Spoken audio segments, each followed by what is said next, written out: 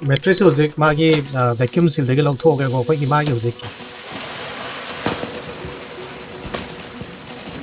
over feature haraga di magi motion anti interference ne ko je ai ko setup lo le ko mo pa pida ke ka tha lo le below ke ka no change so hen man nang pak se pa ma ba pa ma ngai da brand new no phang he you like the new mattress pretty good ba oi drum se hen ba je mara pare handak ti mo pak se an ba atre mana no ba tum da rai bang me ba ni gi hangout area ne si se hen a thau bu mai ka ma pi hai ba ne mai ka da la yu de si ka dum sang a bi if the mattress moves and da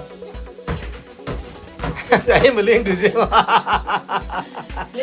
leng dre si nang tu phamo tu like power so no no hum tu like power ai tu mi so no am tu lai Hello everyone ngasi je product review am ta tawjarake ngasi review tawgada product sina ko gi ABLYEA gi Grey Luxe hybrid mattress ni queen size ta sigi mattress se Ahenba gi phamung jida hamina tha dori ni Ahenba gi phamung je hana atopa queen mattress ama tharam mane 12 inch ama adugi mattress to khara ko gi saggy oina koina se sintoke tawbani ado yam kan chana mattress se review tawina lae aduna si mattress se hang to ga koi magi product review thong tawjara Mattress se yamna fazana hoigi vacuum pack tawraga yamna compact oina pack tawraga thari sawraba 12 inch mattress se yonga hoigi subchalaga yam pikna thari singo aduga hoigi mattress se age hangtokpagi kano instruction ju se da pire ko Mattress hojik magi vacuum seal degi lawthoge go hoigi magi hojik ki plastic wrap to hek kathatpaga hoigi mapandagi nusit changaga hoigi mattress matomda kamkhasara ni ko sigi ne sita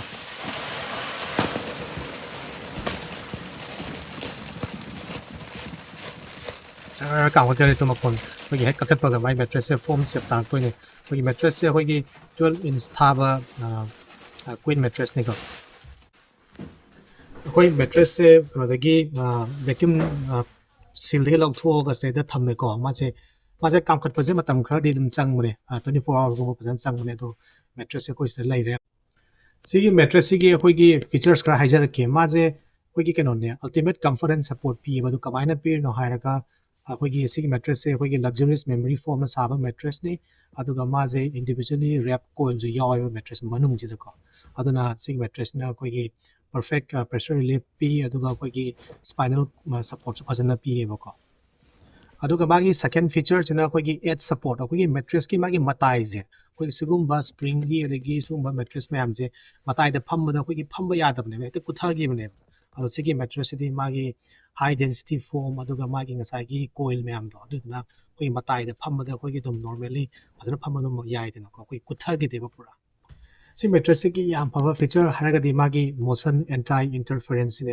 ko hoigi mi ani tumina bada hoigi spring mattress mayam ja ya mana mi ama hogot pada de sangak pada hoigi ama sa disturb to ne phong je leng bagi ado sigi mattress ni hoigi magi mi ama hogot ki mana changak pada hoigi phamung je leng bagi kano do tawgot tawdre yone ani nana kana leng bagi da hoje ahen bagi side che kenta leng de no ko aduna hoigi mi ani tumada mi ma sab tawdaba yam phaba feature amagana magi sigi kano je mattress se hoigi magi memory foam je gel infused memory foam ni aduna hoigi nungdang da hoi temperature regulate tawraga thamba mattress oil da aduna hoigi nungdang da tumba da hoigi sa da hoigi provides a refreshing sleep environment je ai ko setup lo le ko mo pa pida ke ka tha lo le below ke ka no change so ga de ki mo ado nga tang relax to ge mai phawung si da he be phawung si nga tang wai ge tang akhoi hippaga hoi kano to ke khwang ke na da ne ai phawung du si pam de ba mai mattress e na pam e ba adana nga tang potha ge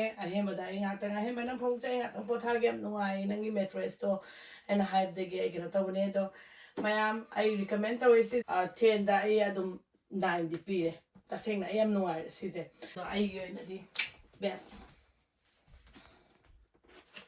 am no ai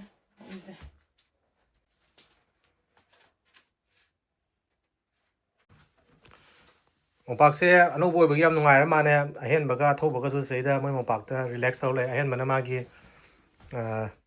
comment am pa le de ga tho na kari no video ra kam yeng e do Ahenba nang mopak se pa ma ba pa me nungai ra brand new no phang Khwang na bra kwain ta nan han di am kuthai har kutha bra kutha da bra. Kutha de natra. Is level flat, right? Atauba. You like the new mattress? Yeah, that's pretty good. Pretty good? Okay. Ah, ngai pa me mo pak se. Hen me mo pak oi drum se. Hen ba je mara phare han dak ti mo pak se. An han ba atre mana. No ba tum da rai man. Yo ne, no ai na se da. Relax tawra lai gre ani se. Si me wani ki hangout area ne si se. Hen bu athau bu zo mai ka ma pi hai ba ne mai ka da la yu de si ka dam sanga dum kun doi. Athau can you jump? Let's see if the mattress moves. And da. Saya meling tu je. Ling dere si. Ling dere si. Athau bu songan mane ling ding. Na kai di mari na ra don ne. Ai mu yenge. Nang pham lo yong le. Anta da bra.